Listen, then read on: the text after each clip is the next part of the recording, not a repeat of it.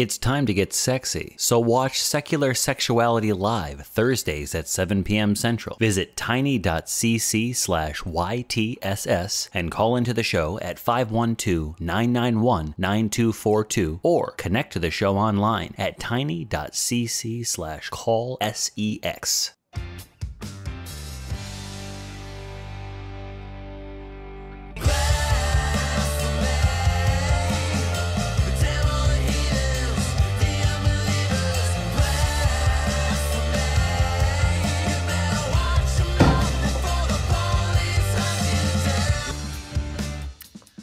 Welcome, everybody, ladies, gentlemen, and gentle thems, all the gendered individuals. And as always, thank you for coming back. Welcome to The Nonprofits. This show is a product of the Atheist Community of Austin, a 501c3 nonprofit organization dedicated to the separation of religion and government and promoting positive atheism. I am your conductor today, Arden of Eden, and with me on my left is Colson Craig. Hi. Thank you for having me. It's exciting to be here.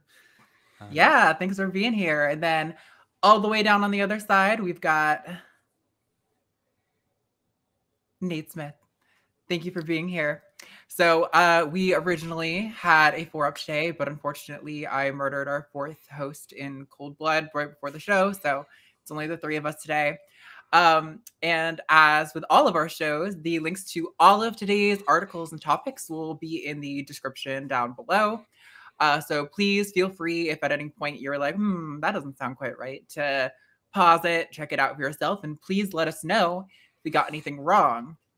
Which leads me to, before we kick off the show today, we need to issue a correction. Last week's episode, there was discussion of Senate Bill 29, and last week, the host had said that it already passed, and it was not. It did not pass the House. It ran out of time.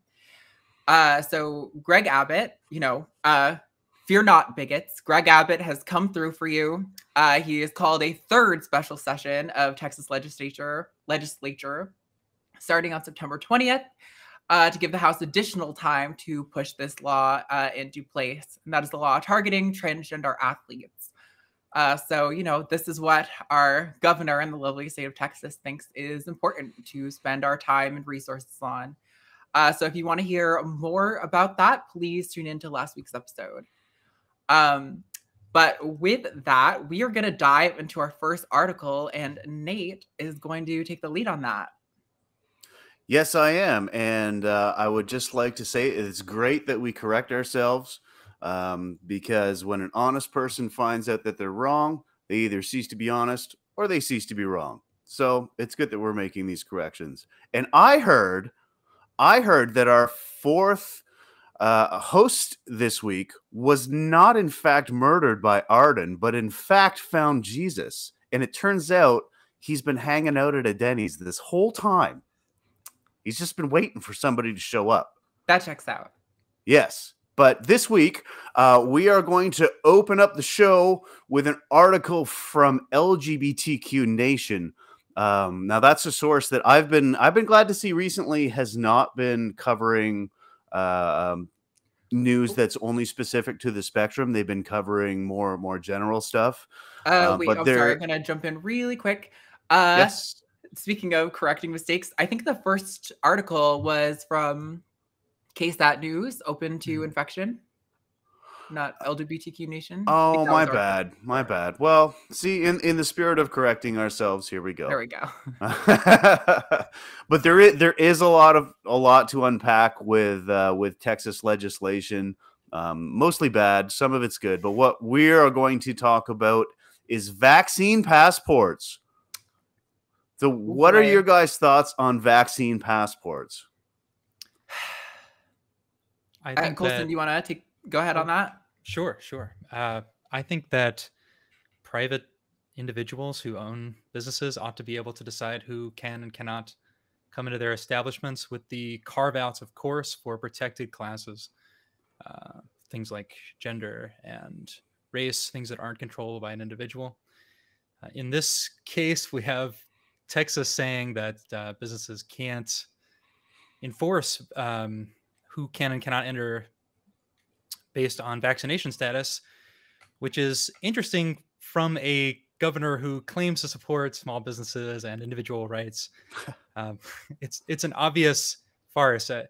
And something that I've sort of popped into my head as I considered this more and more was that Texas is a state that even goes as far as to protect businesses' rights to prevent people from doing things like concealed carrying weapons inside the businesses by doing the bare minimum of just having a sign in the window. So for a state that in other areas is really quick to allow businesses to decide what requirements they want to put in place for entering their establishments, this is a strange move, but it's clear, it's easy to see that that this is so specific to vaccines and COVID, and it's just such a shame that COVID has been so politicized, and this law is such a contrast from the general position of, it feels like, Republicans, and they seem to want to let businesses do whatever they want to do, except for this. I don't know. Yeah, and there's a part of me that relates to this like fear with vaccine mandates. Like, it's kind of like that the notion of, I don't want to equip my enemies with weapons that are good for us. So like the thought of like if Donald Trump were still in power, him requiring proof that you've used ivermectin or hydroxychloroquine in order to access the business is like, or Windex or bleach. Windex. Was it bleach? That's a nightmare. Fucking bleach. Yeah. But it's incredibly difficult to feel like we're constantly walking on eggshells with Republicans and conservatives in the government to to have dignity and to like play by the rules. This whole like when they go low, we go high kind of notion, when it feels like as COVID is becoming a bigger problem again than it was even at this time last year, that we have to allow stuff like this and, play by their rules. It feels like, when does it give that we have to, step in and bring out the big guns and really like, express how important this is, like a federal mandate or something? And when do we allow states' rights to continue doing what they're doing? Well, and importantly, the position of supporting businesses' rights and individuals' rights to decide who they do and do not want to associate with. I mean, from my perspective, if a business wanted to say, you need to be taking horse dewormer to enter my business, I'd be like, well, that's great. Guess I'm not coming to your business. Like, this is a situation now where we have a law that's preventing businesses from making that decision. And when I say businesses, I mean, when I use the word businesses, what springs to my mind is like a big business making that decision. But in general, this is hurting individual small business owners from being able to protect themselves, because in these small businesses, it's often the owners who are taking the risk of being there present in person. And they are not able to say, hey, I don't want to take the risk of having unvaccinated people in my store who might make it more likely that I'll catch COVID, even though I'm vaccinated. I would be fine with a store that wanted to put in some dumb policy about taking horse dewormer. I just wouldn't visit that store. Yeah, for sure. Nate, I see you had what was it? Well, go ahead. I agree with what Colson's saying. I think that we need to make the distinction between restricting people from your business who can control their condition with those who can't, like he was saying with protected classes, right? Because nobody's objecting to no shirt, no shoes, no service, right? I've never heard anybody be like, it's my right to walk in here bare naked and with sandals on, right? Like that's not something that you actually hear. So I think there is some validity to what you're saying, that this is just a knee-jerk reaction to the whole COVID thing. But before we continue to dunk on Texas, I just want to quickly share an anecdote. Okay. So I worked in a call center for years, and I'm Canadian. We served U.S. customers, and Texas actually had a reputation for having the nicest people that would call in. And this is from folks who are generally regarded as a pretty polite people.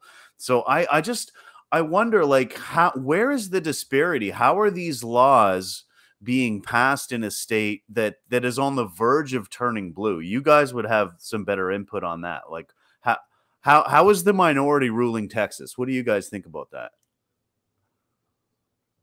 Gosh, I mean, it's difficult for me to say because I've only ever lived in Austin, and Austin is full of, very progressive people and people who are very understanding of COVID stuff by and large. So it's probably, it's hard to understand exactly where the disparity is, but I don't know. Colson, did you have more of an input on that? I mean, I think there's a part of like the knee-jerk reaction to being asked, hey, do you have a vaccine? Have you been vaccinated? You need to have been vaccinated to come into the store or whatever. Where I'd be like, yeah, no, I don't need to tell you what I haven't done. It's my business. But the thing is,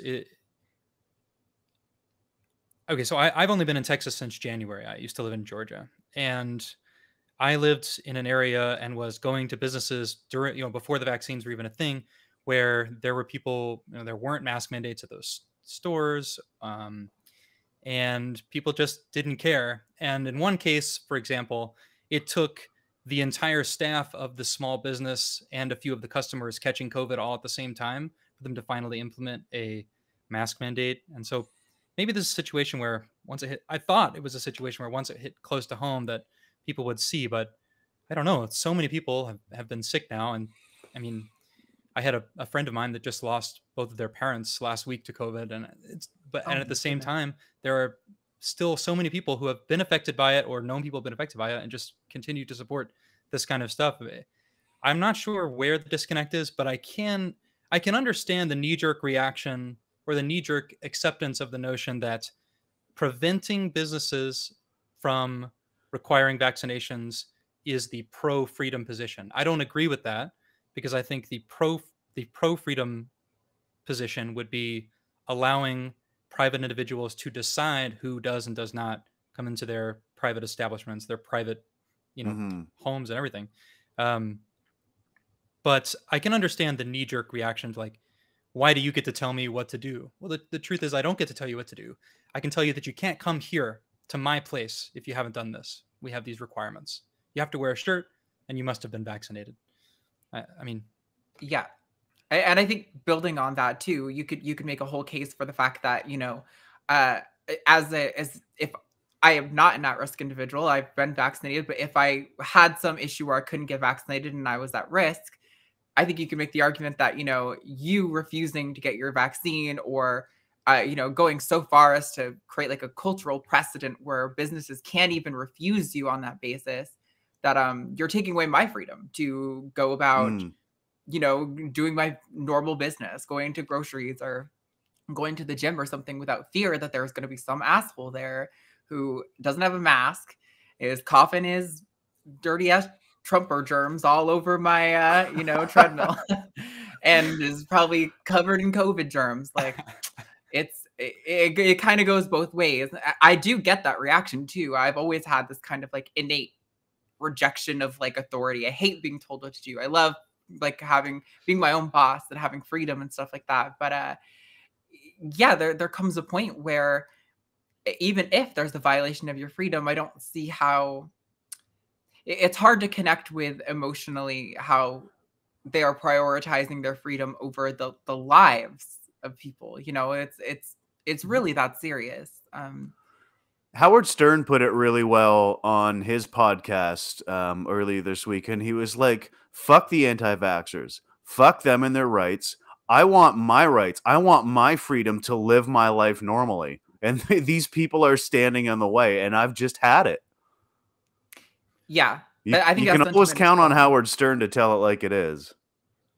For sure. Especially for those of us who've been following all the rules and who have gotten vaccinated and been wearing our masks. Like, I am ready to be able to go to a club and sweat and laugh and cough all over my, fellow strangers without feeling like I could kill my boyfriend or like a family member if they came to visit or something. Yeah, absolutely. Yeah. So here, it's funny because here in British Columbia, where I live, we actually have a vaccine passport being introduced in a matter of days. So unless you've had your first shot, I think this takes effect Friday, but you're going to be barred from restaurants, bars, cinemas, concert, everything, like basically any public event. And next month, follow 28 days from that date, which is the earliest you can have your second shot. The same restrictions are going to apply for anyone who hasn't had their second shot. And again, in Canada, you can get this shot for free. There's open clinics, there's walk-in clinics. They've had this for well over a month. You can literally walk in and be like you don't even have to have a health card. You can walk in and be like, "Hey, I'm Canadian. Please give me the vaccine," and they will give it to you. So this vaccine passport, is going to take the form of an app on your smartphone that businesses are going to be able to scan, and it will log into Health Canada's servers, and it'll be like beep yes or beep no, right? I had a conversation today with a colleague about this. Now he's not an anti-vaxxer. His position is, I don't care because it hasn't affected me yet, so I haven't bothered. Which is, and I know Colson, I know I'm trying to bring him around. I'm trying really hard. So what I suggested, I was like, well, how would you feel about a system that instead of forcing the people to get immunized, what about an alternative that removed the mask restriction for those of us who are vaccinated? So it's kind of the same idea, right? Those who have refused their shots have to keep their masks on because they're the ones, let's face it, that are more likely to transmit the virus through bodily fluids or coughing or whatever. And those of us who have got the shot can breathe a little easier, right? Because the anti-maskers are the anti-vaxxers, right? They're the same group. Yeah. Now we've already brought them around to the idea of wearing masks, with the exceptional occasion that we see on YouTube of, somebody going crazy in a bilo or something like that. But I was thinking, well, maybe when they see other people that are returning to normal, maybe this makes them crack, or maybe this causes those stubborn people to just dig their heels in even deeper, even more. What do you guys think about that? I think it's going to be the latter. I'm not going to act like people on the left don't have our things that, unify us deeply in our groups. But I will say, I think the right is uniquely positioned to be unified in a way that we just don't really see on the left. I think on the left, there's a lot more infighting of like, oh, you're not doing this right, or you don't support these policies in like the right way or something. Whereas the right seems very unified. Trump says, fuck masks or take hydroxychloroquine, and all of a sudden there's loads of news stories about these things happening. So I don't know. I'm skeptical, but I would love to be proven wrong. I mean, I wonder how much religion has to play in that, right? Like, if you think that there is, an objective meter for morality, or that there's some higher power watching out, then how much of a threat is a worldwide pandemic to you if you're one of the chosen ones, or you're following God's law, or your pastor says not to wear a mask, or whatever?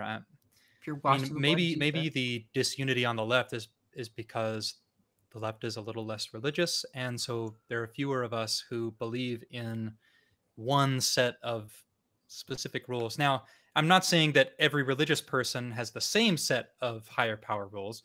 I'm just saying that they do believe that there is a higher power set of rules, I guess. Right. No, that's a good point, though, because like Arden was saying, we on the left tend to crucify each other a lot easier than folks on the right. Like, folks on the right seem to me, they're like one issue voters. Right? If you don't agree with me on this one issue, we can't be friends. Whereas folks on the left, we were talking about gun control briefly before the episode, and you were saying, we don't agree on this. But like, I feel like we could have a conversation about it and maybe still disagree, but not go to fisticuffs over it. And I think that's not go to guns. I think the left needs more of that. Like, we need to be able to disagree and still get along. That's what made our civilizations great, is we don't have to go to war when we disagree. Absolutely. And on your on your point earlier about, maybe requiring the people who haven't been vaccinated to wear masks, and the people who have been vaccinated don't wear masks. It's interesting because with what you're talking about with the vaccine passport, it seems like it would be more possible if everyone is required to scan their app when they come into the store, and if it scans red, you have to wear a mask. In the United States, we just sort of got an announcement in May: if you're vaccinated, you don't have to wear a mask anymore. And suddenly, the only people wearing masks were the people who were vaccinated but still worried about it. And I think that continues to be the case, especially in Austin. I mean, when I walk around in Austin in HEB or whatever store, I suspect that the people that I see wearing masks are the people who are vaccinated, which is completely backwards. Which is because there's no check. The only verification that I have gotten a vaccine is a piece of paper that they handed me that's filled out with a ballpoint pen. And if I lose it, or if it gets wet or whatever, and it gets destroyed, I just don't have proof anymore. Some states have done better things, like New York, I think, and California both have apps. I know New York does. I'm not sure about California. I think something like that would be interesting. There's a part of me that doesn't love the idea of that, from a government overreach situation. But I see why they instituted those systems, and I do think it would help with requiring unvaccinated people to mask up, because you could say with some level of certainty that the person was unvaccinated. Yeah, Sure. absolutely. And I wasn't married to this idea. I was just, talking to my buddy, and I'm like, well, what would you think of this? And then as I thought it through just during the course of this, 15-minute conversation, I was like, no, you know what? That wouldn't work, because the assholes who won't wear masks are the people who won't get vaccinated anyway. So you're just gonna create this further, victim syndrome where they feel like they're being singled out, which I guess it could work if you had a way to enforce it, which it seems like you do with that app. I mean, you have maybe not a way to enforce it from a legal standpoint, but like if your biggest grocery store chain, for example, says you got to scan your app to come in. If it's green, no mask. If it's red, mask. I mean, that could work. I could see the shame angle playing. Or I didn't want to say it, but thank you for saying it, Colson. Thank you. If I just walked over to this store that I'm in's pharmacy and got this injection, this COVID vaccine, I could take off this mask forever. And that could be powerful.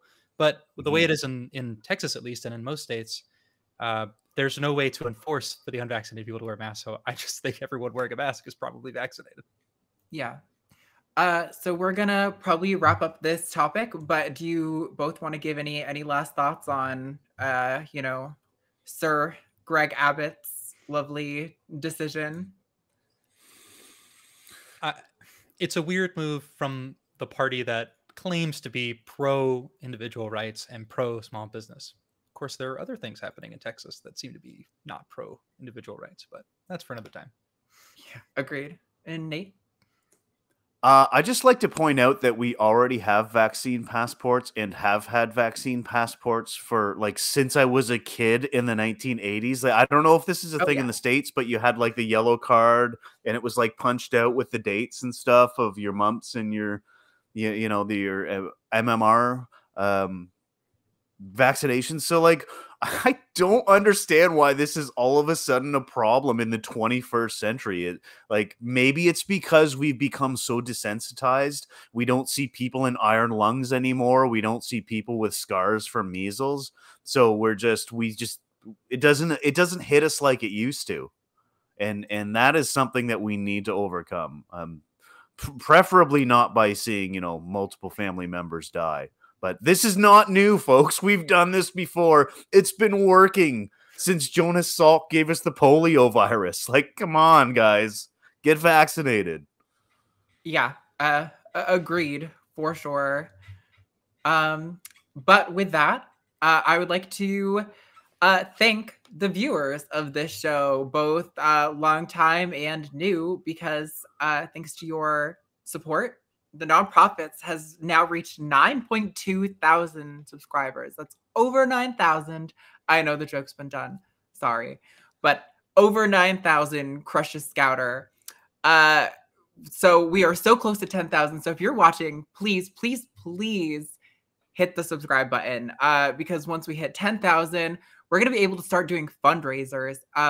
So yes, subscribe, ring the bell, share it with your family, your friends, and maybe your like shitty Trump supporting uncle, because maybe we'll get him to believe that well, probably not if I call them shitty, but we'll get him to believe that vaccine passports are a good thing.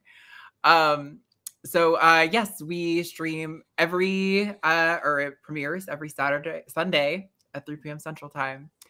And last little plug for this segment is that the Atheist Experience Network now has a new channel that's a one-stop shop for all of our podcasts, whether it's Secular Sexuality, my personal favorite, here, the nonprofits, or the Atheist Experience. They're all there, so you can go subscribe so you don't miss a single episode.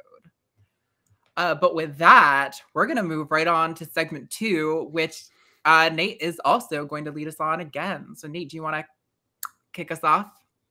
Yeah, hopefully I get the source right this time. That's okay. I'd also like to say, folks in the audience, if we hit 10,000 subscribers, I will do, ACA permitting, I will do an entire episode of the nonprofits in a Christopher Walken accent. So go ahead, click the button, like and subscribe, get the notifications, hear the voice, be great for everyone. Let us know in the comments if that's something you want to see, folks. But moving on to our next article. It's from The Guardian. Arden, The Guardian? Did I get it right this time? Yes. Yep. Hey, got it. 1 for 2. 1 for 2. So today in Godless Heathens Co-opting Traditionally Religious Positions, we have an article concerning one Greg Epstein at 44. He is the newest chaplain at Harvard University, and he is an atheist. Wow. I read this article and I was seeing a bunch of inspirational quotes from this guy about how he wants to unite this and that and the other thing. But the one that kind of stuck out to me was how this guy was being portrayed as a godfather of humanism. I've never heard of this guy. So I think there's a bit of framing and maybe a little bit of not virtue signaling, but he's kind of being propped up in it as an example. And while I'm hopeful, I'm also very cautious about it. Arden, I know you had a strong opinion on this. What do you think? Yeah, so I don't want to be super negative, right? Like I think I agree with the sentiment that like uniting over shared goals and values is super important. But I don't know how a humanist, a purported humanist, can go about duties that involve coordinating religious events and feel okay about that.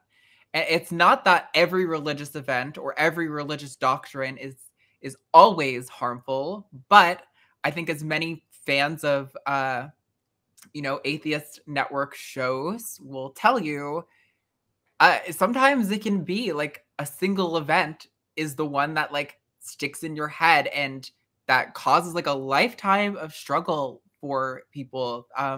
Obviously, they know that's paired with like growing up in a culture that believes these things, but like, how does a humanist accept supporting an event that might be teaching, a doctrine that like women on their periods are unclean, or that gay people deserve to be stoned, or that people who don't perform subservience to this god in the right way are going to burn in hell for all eternity? Like, I'm not trying to suggest that no one causes harm, right? That I'm a perfect humanist or anything like that. But I feel like there does come a line where you have to ask, like, how am I contributing to this harm? And I personally would feel very gross about doing the position that he's doing. But I know you two both seemed in your notes to be a little bit more hopeful and positive about it. So why don't you splash that in? Sure. Colson, cheer us up, buddy. I'll try. Okay. First, I'll say that I have heard of several times his book that is mentioned in the article, which is Good Without God. I mean, I think he is he's a figure that I've heard of because I've heard of his book So I don't know about the godfather of humanism, but I don't think he's unheard of, at least. He's I will not say, in charge. he's He's part of been- the family. Exactly. He's not Marlon Brando. Maybe he's like Fredo. I don't know. Yeah. He's the Fredo of humanism, definitely. There you go. So it's funny. I wrote my notes about this, and they were mostly positive. And then Arden, I read your notes, and I found myself going, yeah, that's a good point. But I will say that he's been a chaplain, a humanist chaplain there for a while, and my understanding is that they have chaplains for various religions, and he was just the one for humanism, I guess, and atheism, agnosticism, etc. And now he's just been voted by the rest of the chaplains to be the head or chief chaplain. I guess if Harvard's going to have chaplains, then my position was I'm glad they at least have someone there representing an irreligious perspective and an atheistic perspective. And I'm even more glad that the person in charge of all the chaplains is irreligious and an atheist. And to me, it just means that maybe as they're planning these sort of events, that there will be a bigger consideration for what it means to people who aren't religious. And it also just lends some visibility maybe to atheism, or just people who aren't religious, who maybe don't use that label, but maybe lend some visibility to them on campus. Maybe if I was at Harvard, and I was an atheist, it would be exciting to me. I am an atheist, but and if I was at Harvard as an atheist, it would be exciting to me that the chief chaplain was an atheist, in the same way that if I was a Christian, it would be exciting that the chief chaplain was a Christian. I would probably feel more safe going to these, whatever chaplain events, cross-religion events were happening, knowing that the person in charge, or the person that was voted to be in charge, or is ostensibly in charge, is an atheist. And so I wouldn't feel maybe in danger. And that said, I totally agree. I don't know how you square away working side by side with people who hold views like gay people ought to be stoned, amongst other things. I don't know. I don't want to speak in, I don't want to prescribe those beliefs onto the chaplains there, because I don't know their individual beliefs, but I do know the tenets of the various religions of the chaplains there, on a general level. I used to be a Bible thumping, young earth creationist Southern Baptist. And so I know what I believed. And no, as an atheist, it would be extremely yes. No, believe it or not, an atheist used to be religious. I need evidence, Colson. I need evidence. I'll show you my 4 Bibles that I have. Oh Lord. Okay. But I guess my position is, if there must be chaplains, I'm glad that the head chaplain is an atheist. But I do agree that I would probably feel gross. So. Well, if I could offer another counterpoint to what Arden was saying, if there's one person if there's one culture that has probably excelled at separating the dogma from the culture, it's the Jewish people, right? There are so many cultural Jews that aren't necessarily religious Jews. They're not Orthodox. They're not banging their heads on the Western Wall. And this guy was raised Jewish. So, he's probably a great candidate, to be an ambassador for separating the humanism from the dogma. So I think like Colson was saying, visibility is good, and a cultural Jew probably has quite a bit of experience in separating the wheat from the chaff. What do you say to that, Arden? Yeah, I totally agree. And don't get me wrong, I think there's immense value in having like community and tradition. I know I read was it For Small Creatures Such as We, I'm blanking on the author, the daughter of famous atheist and astro something. Carl Sagan? Yes, Sasha Sagan, I think that's her name.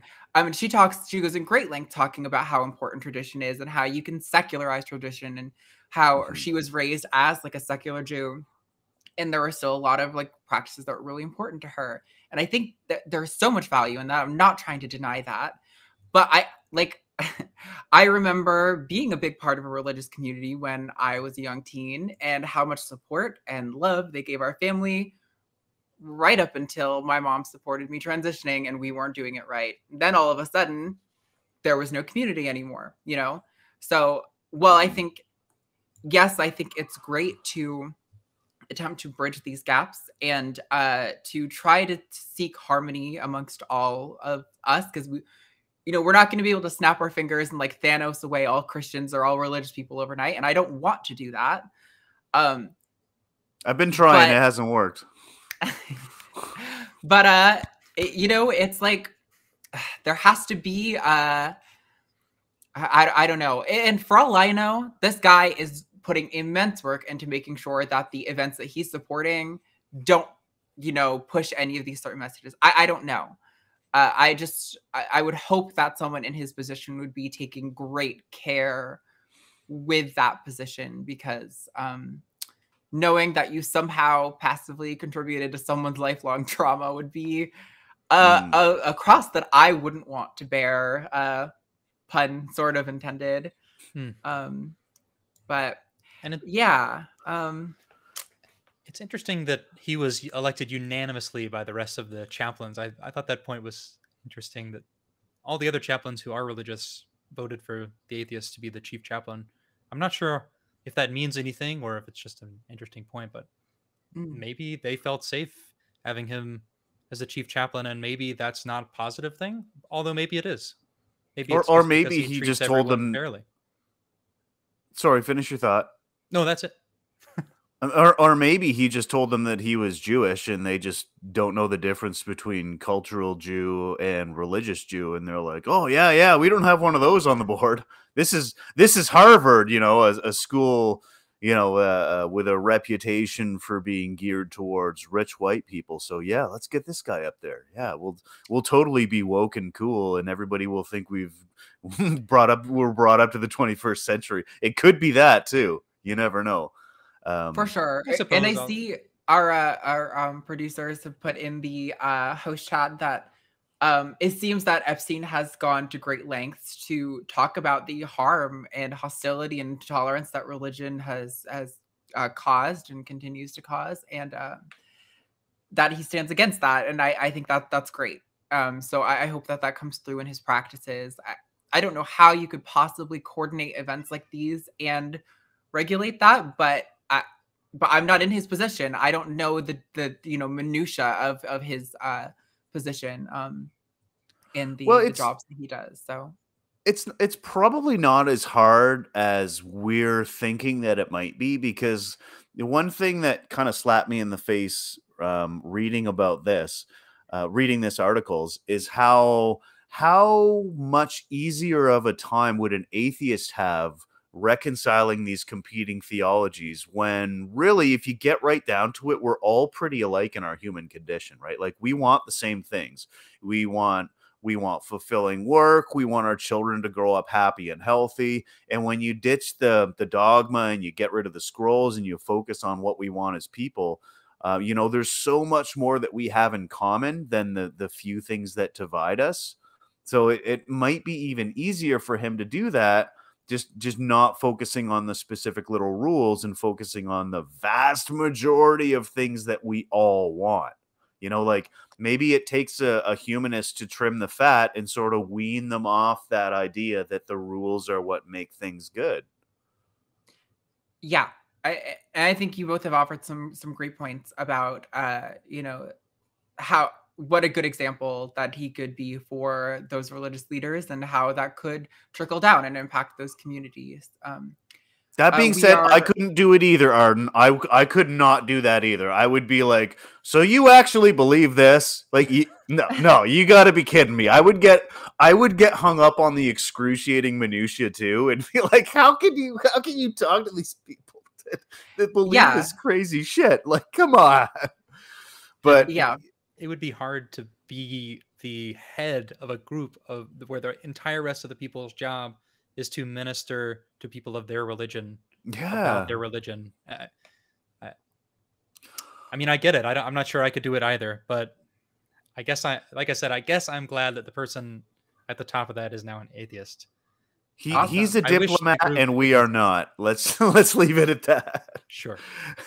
Great. I think we've inadvertently just done our last thoughts on that topic. Oh, so sorry. If you guys are ready, we can maybe truck along to the next segment. But before we do that, if you guys have been not around the Ace Day, we've got these sick new promos that have been going in the middle of episodes of all our shows. So if you didn't see last week's shows, here is what you missed.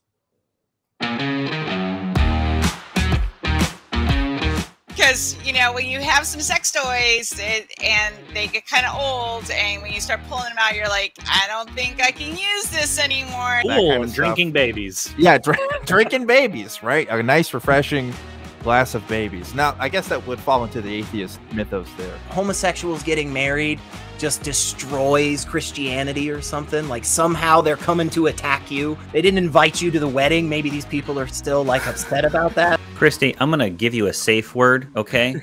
Sure. And if that's all right, and the safe word is pumpkin. I got a pumpkin out. Pumpkin. Thank you, Kevin. Can we talk about vaginas again? There's going to be so much. Next week is just going to be clips of me and you saying vagina.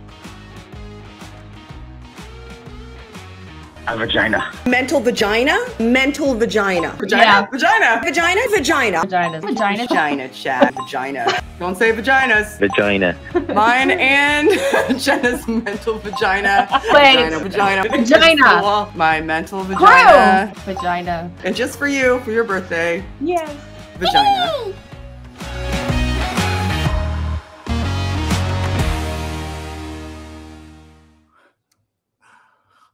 Wow. I gotta say, I'm impressed. A clean 20 vaginas in there is a solid number. Very satisfying that she aced that. Well, I would love to linger on Shannon saying vagina. Linger we on do have vaginas. another article to get to. So next up, we're gonna talk about an article from the wow, man, that's hard to transition from that. We have an article from the Free Thought Almanac by Ronald Bruce Meyer, hopefully I'm pronouncing that name right, about the life and history of Roger Williams.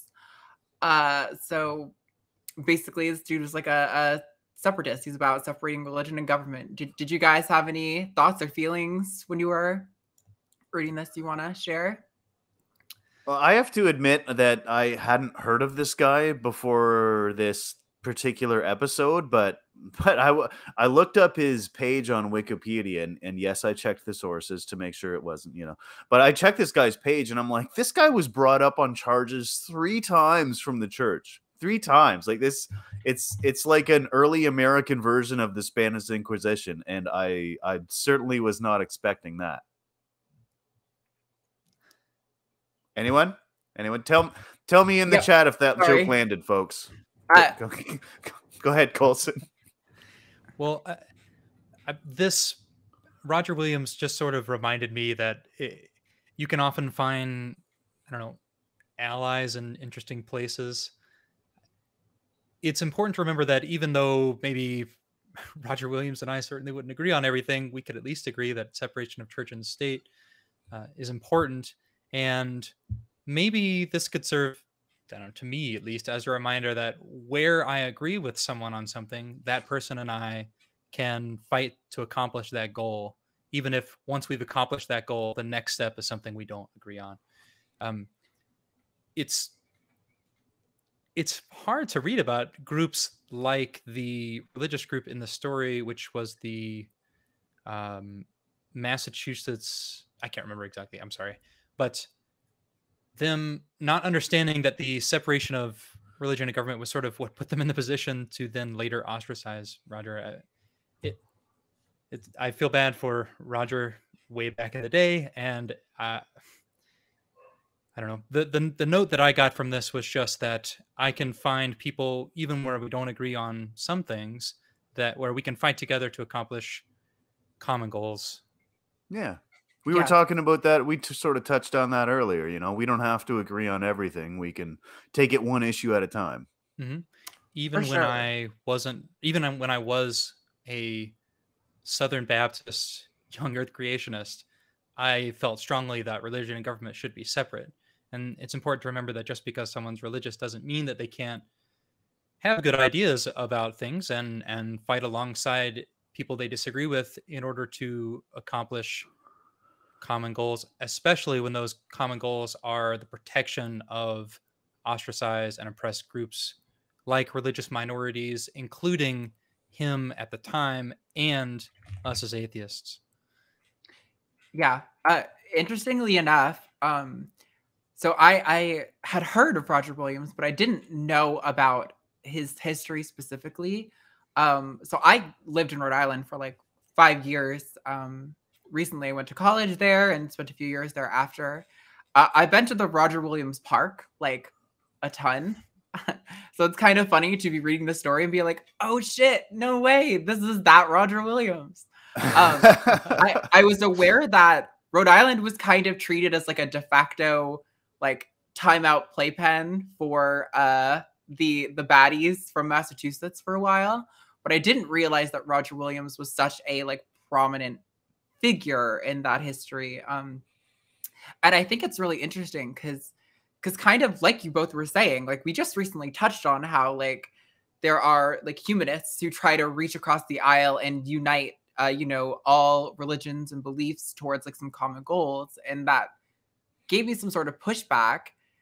But one thing that would make me feel very secure about working hand in hand with a religious person is someone who would go so far with their beliefs as to be, pushed out of a colony that they had, moved across an ocean to be at, to be so passionate about the belief that like religious liberty involves separating religion and government.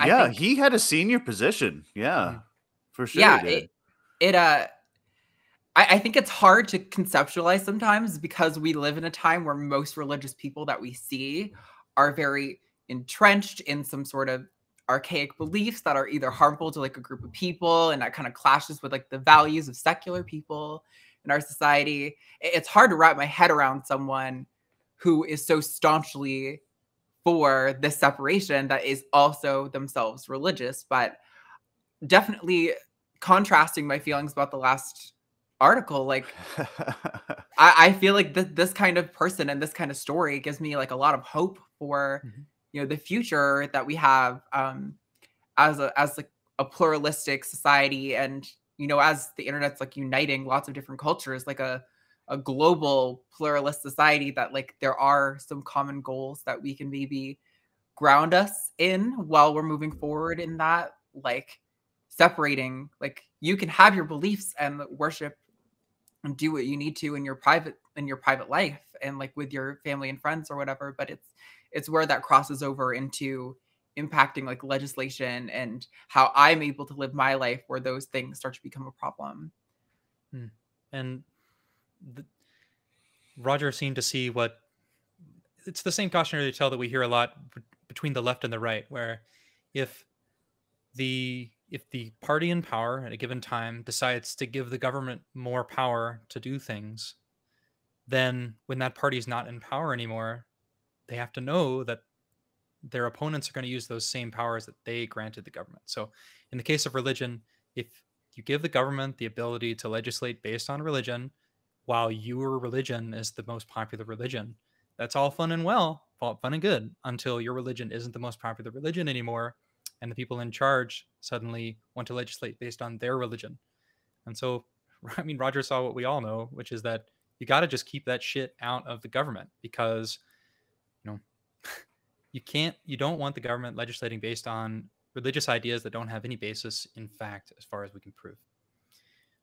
Yeah, or Right. God forbid if one party should say stack the Supreme Court during one term, well, the other right? No, that would certainly never happen. I mean, it would be completely fair for the next party in power to say expand that court to include more members that they could appoint.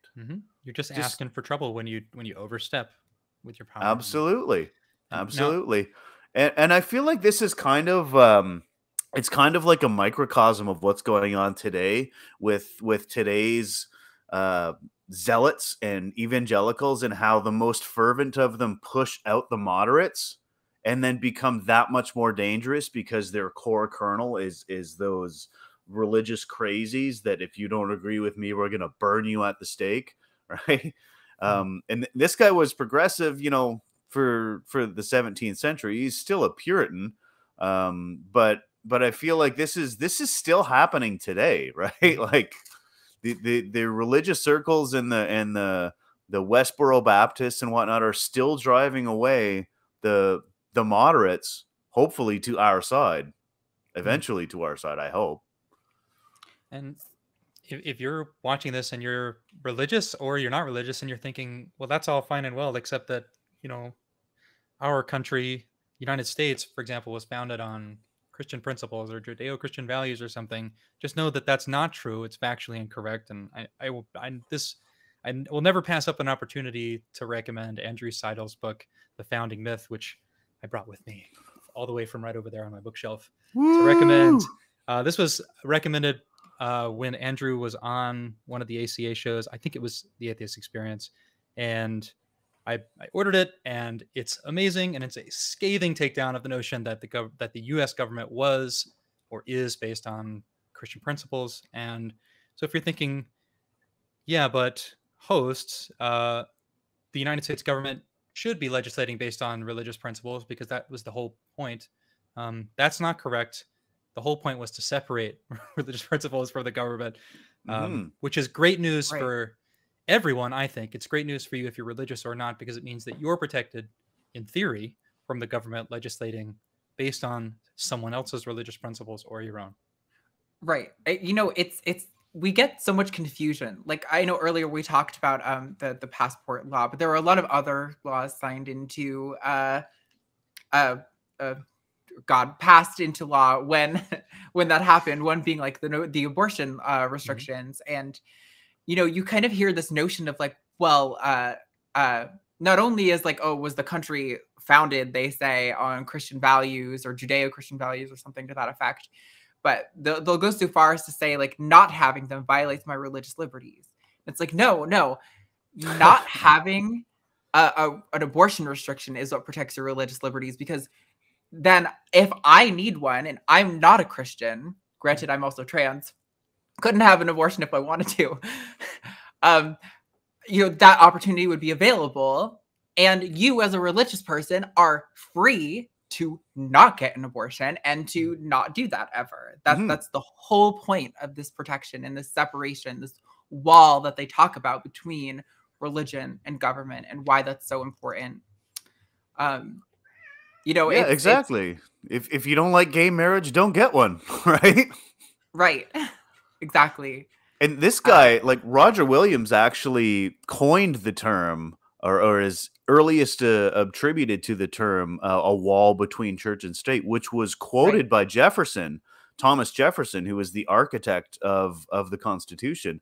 And that phrase, separation of church and state, doesn't actually appear in the Constitution. It's brought up in a letter, which ironically was a letter written by Jefferson to a congregation of Baptists who were complaining that the Calvinists that had founded the state were oppressing them. And they wanted Jefferson to step in on their behalf. And he said, no, we're not going to do that.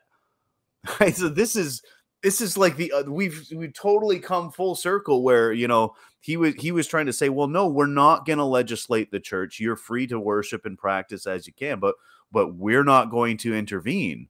And now that feels like that barrier is kind of being broken down, you know, in Texas. Yeah, for sure. The abortion ban is ridiculous on its face. The idea of individual citizens policing for the police. The whole thing is ridiculous, terrible and ridiculous, and I can only hope that it will be struck down the moment it's challenged in court, which it will be very soon, I'm sure. But we all have to cross our fingers because, as you mentioned earlier, Nate, the Supreme Court is just a little bit stacked at the moment, and by that I mean very. You only I have am- to look at their reason for refusing to overturn the Texas bill. Like their reasoning was basically that because of this vigilante thing, and because the enforcement is so wacky and off the wall, we can't rule on it. Yep, Like it's like because it's an end run around rights, and because it's an end Yeah. run around rights, we can't say anything about it. It's like, no, that's not.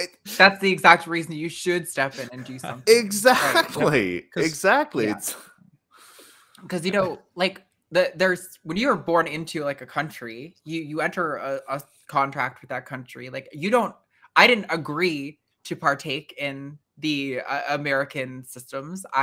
You are forced to by virtue of being a citizen born into that country. Mhm. And so it's just I'm really grateful for the work of people like Roger Williams for realizing that because I didn't agree to partake in a system, it's extremely unethical and wrong to be forced to have that system cater to a system of belief that I'm not a part of. And trying to force it to remain as neutral as possible. Obviously, it's imperfect. There are going to be issues, and we work together as a society to try to align it as close as possible to that goal. But it's unfortunate that we live in a society that doesn't seem to think that's as important now as it may have been at our country's inception, which is wild how we're like almost 300 years later, but we're somehow worse off in that department. But that's what I was saying with like the whole coining of the term separation of church and state was a bunch of Baptists petitioning Thomas Jefferson to intervene on their behalf, and he's like, no, we're not going to do that. And now we're banning abortions despite a Supreme Court ruling that women have a right to their own bodies. It's baffling. Yep. Hopefully it gets struck down. And if we could just take a quick second to acknowledge the work that the Satanic Temple is doing by trying to get a religious exemption, basically using their own religious exemption bullshit against them and saying like, well, we're the Satanic Temple, and we have a religious right to have abortions because it's our deeply conviction. It's our conviction and it's our religious belief. So we should be able to do it. And you guys get to not wear masks because of it. And you guys get to fire gay people because of it. So, what's good for the goose is good for the gander. I think before we do any final thoughts on this, I wanted to touch on Nate. I noticed in the notes that you had a whole bit about how about the anti-slavery was it the slavery ban that was sort of pushed by Williams? Is that my understanding? Or yeah. So Rhode Island was the first state to ban slavery, and even though it was initially ignored. It was started as a ban. You could not have indentured servitude for a period of over 10 years. And then that was extended to indigenous peoples, which is something near and dear to my own heart, because of the way that the United States was treating indigenous peoples and has treated First Nations people. This was sort of an oasis where he was like, no, these are human beings. And there's a really moving poem about how they are the same. They have spirits, they have souls. I don't believe that souls are real, but that was an incredibly progressive view for the time to see these people, not as the Untermensch, right, but as the same as us, and that was the one thing that really hit home for me, was that he was so far ahead of his time when it came to treating people as equals, and he was so far ahead of his time when it came to separating church and state. And I love that he was such a heavy influence on the forming of the nation of the United States. Awesome. Well, it's like pulling teeth for me, but you can't say that atheists are never proud of the work of religious people, because I am definitely proud of Roger Williams and what he's done for the country. And that affects all of us as individuals. But yeah, do you guys want to share any last thoughts on this article and topic before we move on to our last one of the night?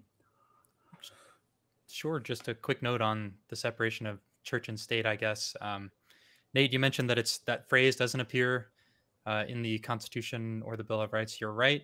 The phrase doesn't, but the principle, of course, is there, as we discussed. Yes, absolutely. The principle that you won't find is the idea of legislating based on religion. You won't find the name God in the Constitution anywhere.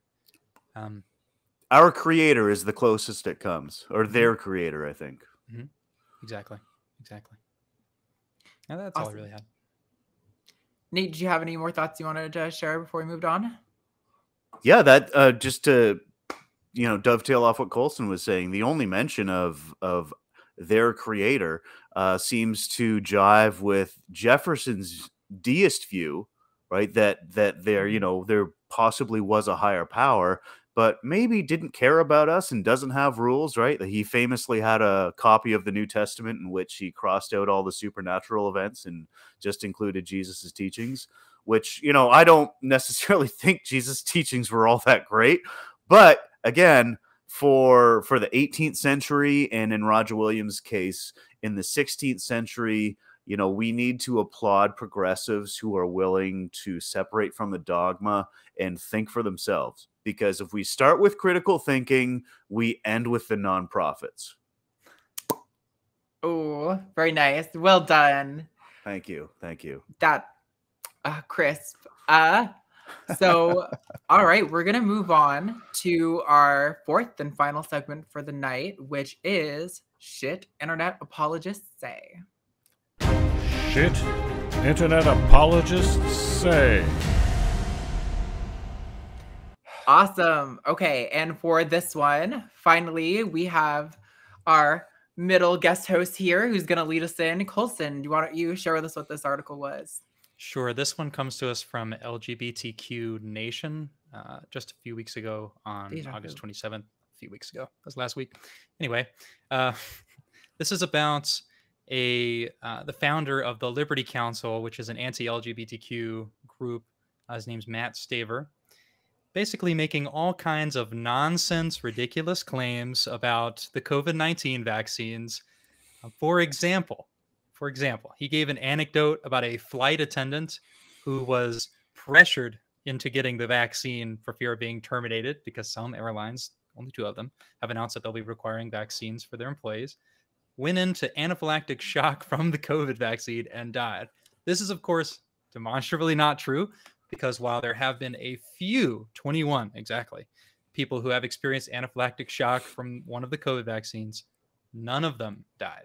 And so this is a case where someone is just flat lying about the COVID vaccine, just trying to spread misinformation and fear mongering. And I mean, my biggest point here is just that if you have to lie to get your point across, you're probably not in the right. I don't know. What do you two think?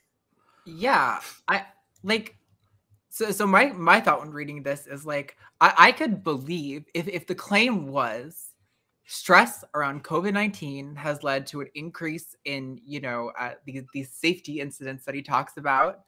And, just some more shit has happened. More drama has happened. I mean, I don't know how many of you saw the video of the dude screaming, pulling his mask up and down his face on a plane that came out over the weekend. Was that the dude that got duct taped? Nope, that was a different person. That was a different. Okay. This guy got arrested when the plane was done, and he was mad about being told to wear his mask, and he was yelling at this Asian woman. It was hopefully that's not misinformation. That's what I got from the news story that I heard. Yeah. So if the claim was just COVID-19 has created anxiety and stress, and it's made the flying process difficult. No problem. I believe that. Shit. Easy. Sure. And I guess what I didn't mention in my introduction was just that all of the claims mentioned are about the airline industry and flights and plane captains not wanting to get the vaccine and flight attendants not wanting to get the vaccine. And so that's the context that we're talking about. Exactly. He's not saying that it's stress from COVID that's causing this. He's saying it's stress from being asked to wear a mask or get a vaccine that's going to cause planes to drop out of the sky, which is just absolutely absurd. But Nate, did you have some thoughts you wanted to share? So ridiculous that I would bet my left nut that the majority of stress being endured by folks in the airline industry is this guy's audience. It's the people that won't wear masks. It's the people claiming exemptions because they coughed one time in 6th grade. Like, those are the people that are stressing out the pilots and the flight attendants. It's this guy's audience. It's people who listen to Mat Staver. You're the people stressing out flight attendants, okay? It's not the people who are abiding by the rules and social distancing and getting vaccinated. Like, the people who are working the front lines and have to deal with the public and deal with hundreds of people every day, they want safety. They want vaccinations. They don't want to get sick. They don't want to bring it home to their families. So it's absolutely ridiculous conjectures by this guy. I could go on and on.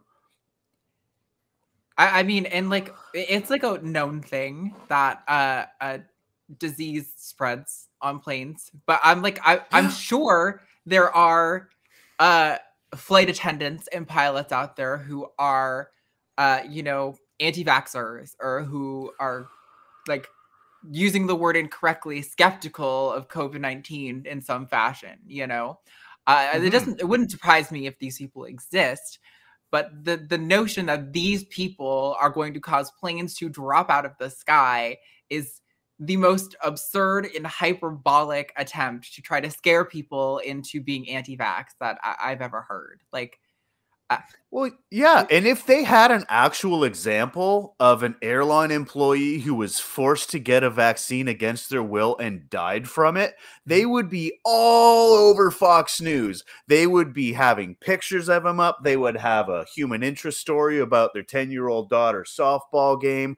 They would be making this person such a martyr that they would be galvanizing behind it, and that's not the case. So it's kind of like, to me, it seems like it's like, yeah, I totally have a girlfriend. She goes to a different school. You wouldn't know her, so like, yeah, but it's totally real though. I just can't show you.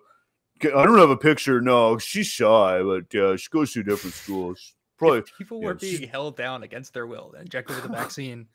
I mean, I would be the first person to say, what the hell? Like, I wouldn't support that. And if the stated goal of the people passing out the vaccine is to make sure that people don't get sick, if vaccines were causing planes to fall out of the sky and killing people, why would we continue distributing that vaccine? It just doesn't make any sense at all. It's just nonsense.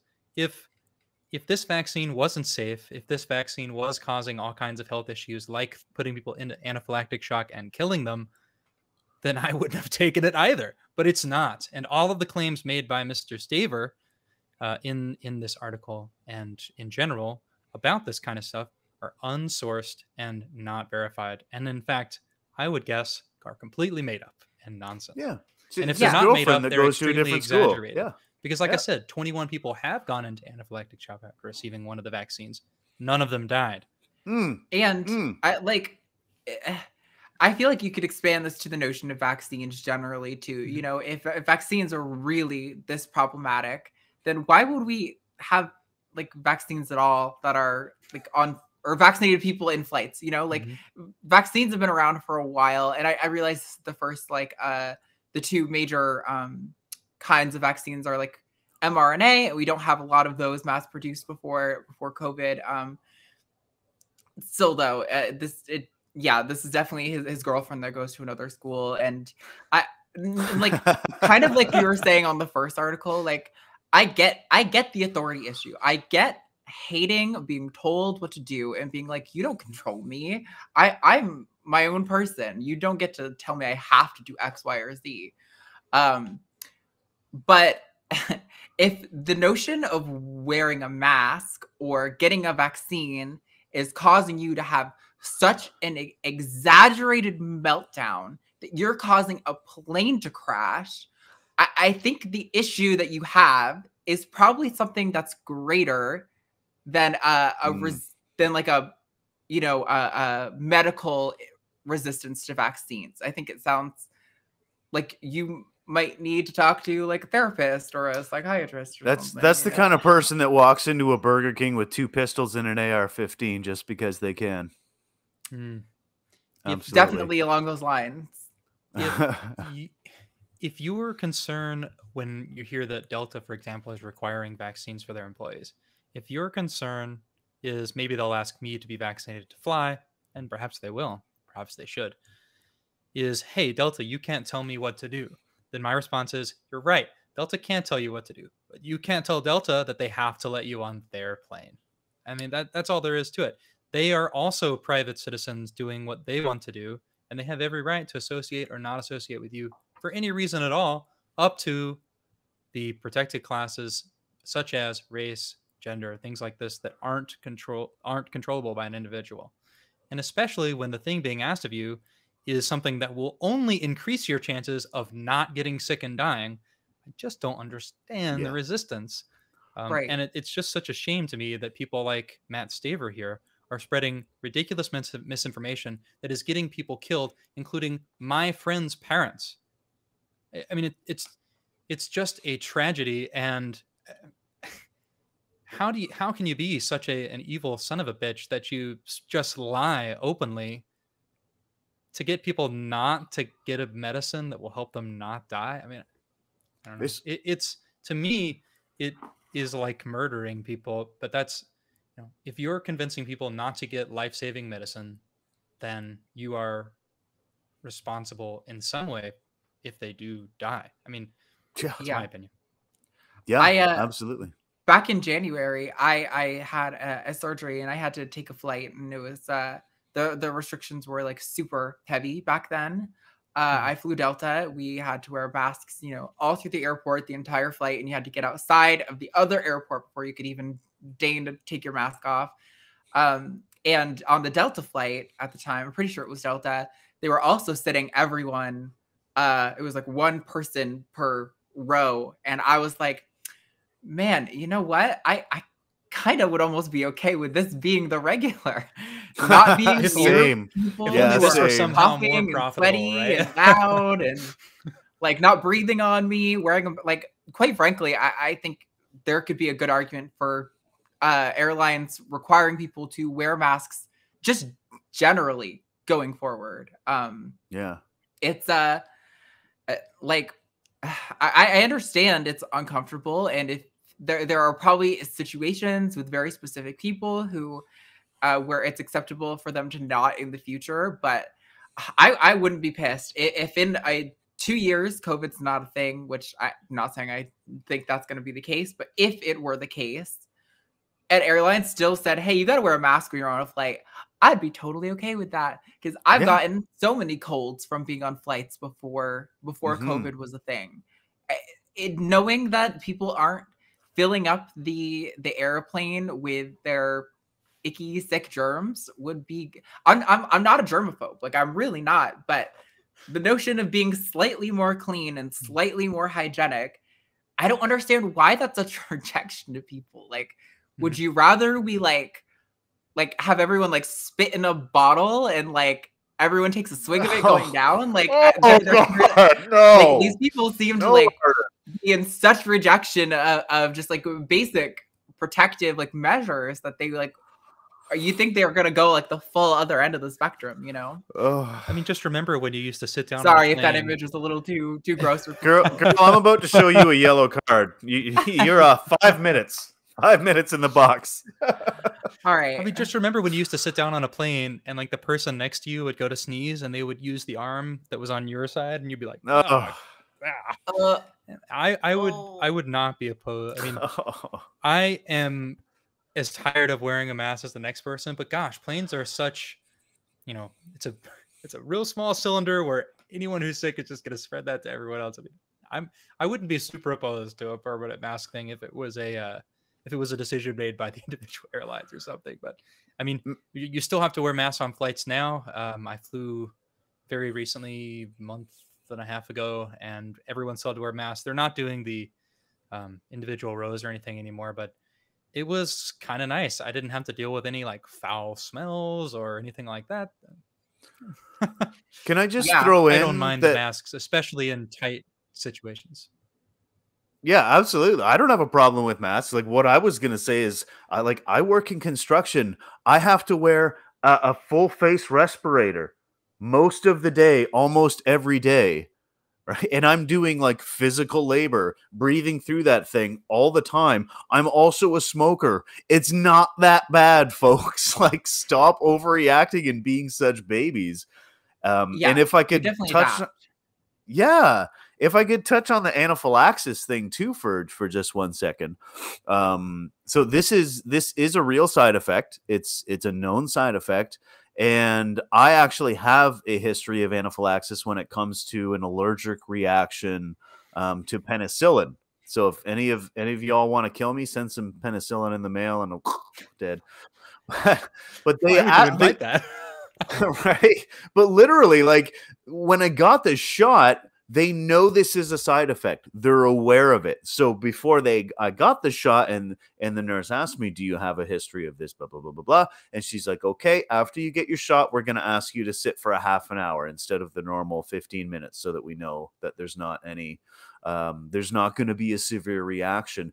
And this is why this rare side effect that, like Colson was saying, 21 people have had it, but no one's died. Because we know, folks, we know that it's going to happen and we take precautions. This is what we do in a civil society. We wear masks, we take precautions, we don't cough on each other, and hopefully we can get some bigger airplanes too, like you guys were saying. That would be great.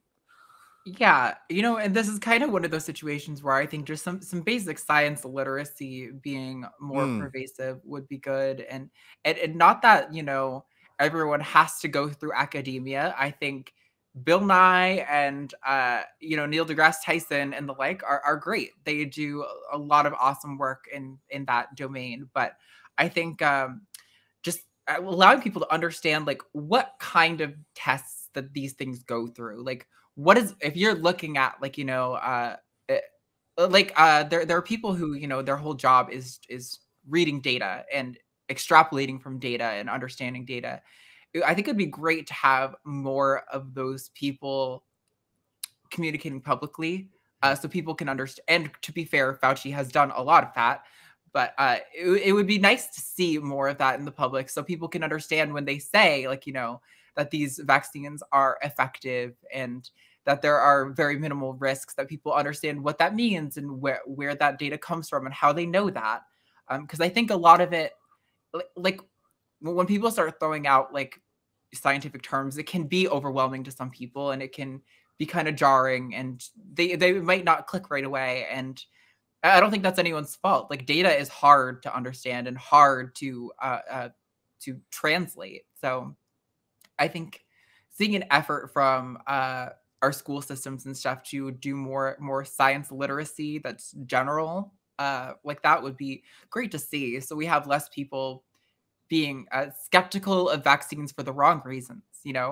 I had a cousin who was skeptical of the vaccine, and her reasonings were not good. And she was saying, "Oh, it's not tested. It hasn't been around long. They pushed it through too fast." And these are all things that I was like, "Well, no, those aren't actually issues." And like here, you can see like Fauci or other officials talking about that exact issue, and I understand the fear, but that actually isn't like a fear based. I didn't say that, but not a fear based in reality, But it's hard to know whether that would even land sometimes with these types of people. Sometimes it can. Like my colleague that I was talking to earlier today offered that exact same objection that, well, it came out too fast. There's no way they could have developed it that fast. I'm like, do you remember SARS? Do you remember that back in, the early 2000s? This is the same family of viruses. This didn't just come out in 2 years. They have been working on it since. And yes, they probably ramped it up because hundreds of thousands, even millions of people were dying from it. So yeah, they ramped up production and research into this vaccine. But this is not like we were starting from zero, right? The family of this coronavirus family was known to us. We've had warnings about it. We had this SARS thing. Like, this did not come out of nowhere. He's like, huh, well, yeah, maybe. So there is, I don't know, for those who are willing to accept facts, there is hope. And the beauty of mRNA vaccine technology is that vaccines can be developed so quickly. I mean, they had the mRNA vaccine 3 days after they started trying. It was, the rest of the time was all testing. Right. While I can maybe understand someone being a little skeptical of mRNA vaccines, if just because it's brand new, it's still not a fear-based in reality because they are safe. I'm just saying I can understand a gut reaction like, oh, brand new technology, I don't know about that. We have a conventional vaccine too. It's the Johnson & Johnson vaccine. And there's another company making it in Europe. And so if you're worried about mRNA vaccines, go get the Johnson & Johnson one. If you're thinking, well, that traditional vaccine was developed faster than most traditional vaccines are developed, then go get the mRNA one because it was developed at exactly the speed that mRNA vaccines are meant to be developed, which is the beauty of mRNA vaccines. That's how powerful that technology is. Yeah. And none of the testing steps were skipped. They were all done concurrently so that we could get this out as quickly as humanly possible because millions of people were. And from competing pharmacological companies that all wanted to make billions of dollars selling this vaccine, right? So it's in their corporate interest to make one that works and doesn't kill you because then they can sell it to everybody. So I think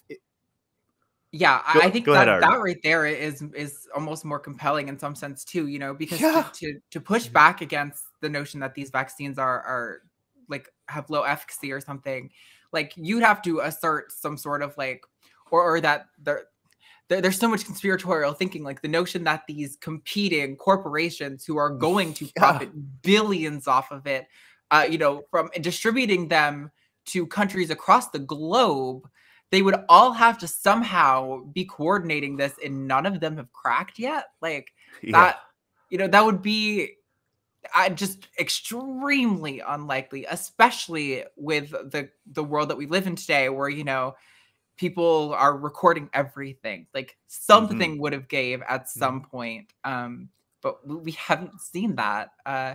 So I understand the fear, I do, but yeah, I don't think planes are going to be dropping out of the sky anytime soon. And if they do, it's probably because of the gays. It's not because of vaccines. Let's be honest. Those darn gays. I mean, I mean, we're this person, Mat Staver, is the founder of the anti-LGBTQ group, the Liberty Council. So you're not far off. Yeah, well, he's just substituted gays or vaccines for gays this time. That's all it is. Yeah. Well, don't worry, folks. We'll be back to get a vaccine. Yes, that's right. The gay agenda will return, folks. We will be back. Very nice. So do we want to share any last thoughts on our friend here before we move on to wrap up the show? If you hear a claim about a vaccine side effect that sounds like a huge deal, or that you should have heard it from a more reputable source, or that it's too crazy to be true, it probably is. And it's important to remember that not every claim that you hear, even if it's from someone who has the same faith as you or the same political positions as you, not everything that those people claim is true. So remember to read, inform yourself about the vaccine and about everything. And remember that vaccine is safe. Please get it if you haven't. I'm not mad at you for not getting it yet. I just wish that you would go ahead and please get it, because people are getting sick, and the more people that are vaccinated, the fewer people that will get sick and the fewer people that will die. Right on. Nate, any last thoughts? Just please don't be one of those people that waits until it affects you to finally crack and get the vaccine, because when it does, somebody you care about might die. So get ahead of the game, right? Don't wait till it affects you to actually do something about it. Yeah, definitely. Wholeheartedly support that message. Okay, so we are going to do some final announcements. if you haven't already, you should check out our social media outlets for the ACA. You can find most of the nonprofit hosts and on the atheist community of Discord by going to tiny.cc/ACD Discord. And on Facebook at facebook.com/groups/nonprofitslive. Also, if you'd like to support the show, you can do so by becoming a Patreon over at patreon.com/thenonprofits. If you find yourself already shopping at Amazon or anything like that, you can support the atheist community of Austin by shopping at smile.amazon.com and selecting the ACA as your beneficiary. But with that, we really value your feedback. As we pointed out at the beginning of the show, we make mistakes sometimes. We're not perfect people. We do our best to be skeptical, and we do our best to be honest when we've been wrong. So give us your feedback. Tell us what you thought about this episode. Tell us if we did anything wrong, what you liked about it in the comments, or you can email us at nonprofits@atheistcommunity.org. But with that, we've hit, we've hit vaccine passports and planes falling out of the sky, an atheist chaplain, and Roger Williams. Do you guys have any last thoughts you want to share before we close out the show today? I suppose I just want to say thanks for having me on. I want to thank the producers as well. It's been a real thrill. It's my first time on any show like this, so it's been a lot of fun. And please stay safe out there. If you haven't gotten vaccinated, please do so. And yeah, thank you again. Nate? Thank you, Colson. Thanks for having me back on. This is, I don't know how many times I've been on, but it's really cool to be on a program with Arden. It was very nice to meet you, Colson, and you did great, buddy. You knocked it out of the park. This is a great episode, and be sure to join us next week, folks, for another episode of Nonprofits. Back to you, Arden. All right. Well, it's been so awesome, but it is time to wrap it up. So all the viewers here can go check out AXP. So with that, everybody, this has been the Nonprofits, and we'll see y'all next week. Bye.